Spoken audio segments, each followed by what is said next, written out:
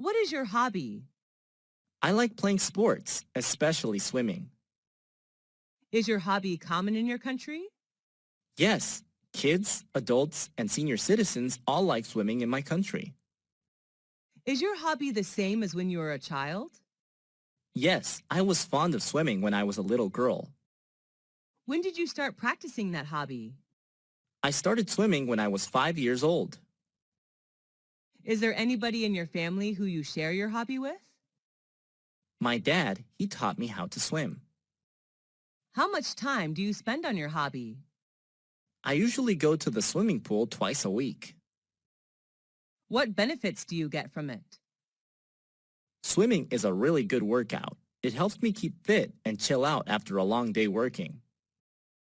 Have you ever heard of someone having a very unusual hobby? Yes, my cousin loves tattooing vehicles. He puts stickers everywhere on his car. What do you think about someone having weird hobbies?